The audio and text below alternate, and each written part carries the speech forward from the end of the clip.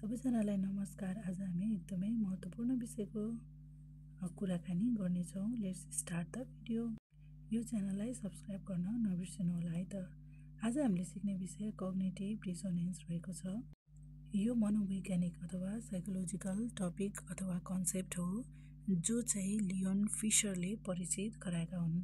Cognitive डिसोनेन्सको विषयमा राम्रोसित बुझ्ने हो भने हामीले यो पढाइमा मात्र सीमित नभएर हाम्रो जीवनमा पनि लगाउन एकदमै धेरै सहायता हुन्छ र यसले हाम्रो जीवनमा धेरै लाभदायक काम पनि गर्न सक्छ है त। So let's jump into the topic and the subject. Cognitive dissonance भनेको चाहिँ कुनै पनि व्यक्तिको आफ्नो विश्वास, मूल्य, मान्यता, दृष्टिकोण हुन्छ।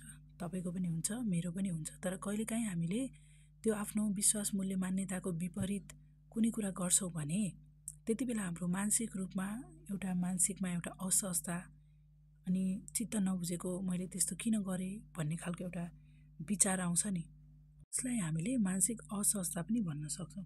र त्यस्तो अवस्थामा चाहिँ के हुन्छ भने तपाईँको इक्जाम छ, तपाईँ पढ्नु बस्नु पर्थ्यो, तर तपाईँ खेल्न जानुभयो अथवा साथीसँग गफ हान्न जानुभयो। त्यो भिडमा पनि तपाईँको मनमा एउटा कुरा के आइरहेको हुन्छ भन्दा ओह मेरो त इक्जाम छ, म त यो ग्रुपमा आएँ, ला चित्त बुझिरहेको हुन्न। किन भन्दा तपाईँको चाहिँ इक्जाम छ, तपाईँको त्यति बेला चाहिँ भ्यालुज के थियो, पढ्ने थियो, तर तपाईँको बिहेभियर के थियो त, व्यवहार के थियो त, फरक थियो। तपाईँ चाहिँ साथीसँग घुम्न जानुभएको थियो। त्यति बेला जुन दिमागमा तपाईँको पर्छ नि, ओहो मैले किन गरेँ, अब चाहिँ तपाईँको भित्र एउटा द्वन्द्व चल्छ दिमागमा चाहिँ म पढ्नुपर्ने थियो तर म साथीहरूसँग आएर बसेको छु।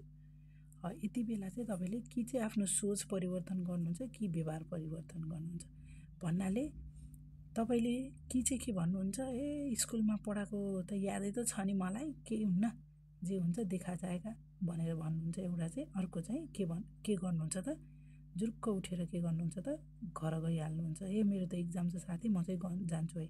सो त्यो कन्फ्लिक्ट जुन हुन्छ तपाईँको दिमागमा, आफूले सोचेको कुरा, आफूले गर्नुपर्ने कुरा नगर्दाखेरि जुन तपाईँको माइन्डमा कन्फ्लिक्ट हुन्छ, त्यो कन्फ्लिक्टले तपाईँको व्यवहारलाई, एटिट्युडलाई, तपाईँको बिलिभलाई चेन्ज गर्न लगाउँछ।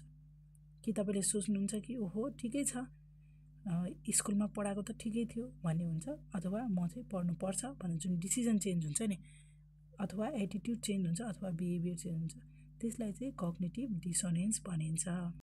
फेरि अर्को इक्जाम्पल दिन्छु है त। तपाईँ बिचको व्यक्ति हुनुहुन्छ, तपाईँको साथीसँग झगडा पर्यो। अब त्यो साथीहरूसँगै तपाईँ बस्नुहुन्थ्यो त्यहाँ मिलेर, अनि तपाईँको साथीसँग झगडा पर्ने बित्तिकै तपाईँको मनमा के आउँछ भन्दाखेरि ओहो म त मिलेर बस्नुपर्ने थियो साथीसँग, मैले किन झगडा गरेँ होला भनेर चाहिँ झगडा गरिसकेपछि तपाईँको दिमागमा के हुन्छ त, अब एउटा द्वन्द्व हुन्छ।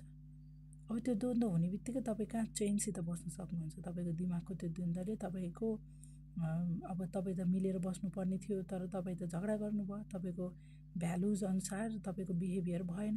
अब यो कन्फ्लिक्टले, यो द्वन्द्वले एउटा डिसिजन लिन तपाईँलाई मद्दत गर्छ कि चाहिँ तपाईँले के भन्नुहुन्छ, ओहो पछि गएर मिल्नुपर्ने, अरू बेला काम लाग्ने साथी त तिनीहरू नै हो भनेर सोचेर कि चाहिँ तपाईँ भोलि बिहान गएर त्यो साथीसँग मिल्नुहुन्छ, कि चाहिँ तपाईँले पहिला त उसले नै गल्ती गरेको हो, म चाहिँ किन मिलाउँ त भनेर चाहिँ तपाईँले आफ्नो बिलिभलाई चेन्ज गर्नुहुन्छ।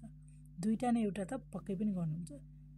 तर यो कग्निटिभ डिसोनेन्सलाई राम्रोसित बुझ्ने हो भने यसले चाहिँ हामीलाई डिसिजन मेकिङमा सहायता गर्छ। अनि जहिले पनि राइट डिसिजन, यस्तो बेलामा तपाईँको दिमागमा आएको बेला जहिले पनि तपाईँले राइट डिसिजन लिनुभयो भने नि तपाईँको डिसिजन पावर बलियो हुँदै जान्छ। यसले तपाईँको व्यक्तिगत विकास पनि हुनसक्छ अनि त्यसपछि सम्बन्धहरू पनि राम्रो हुनसक्छ।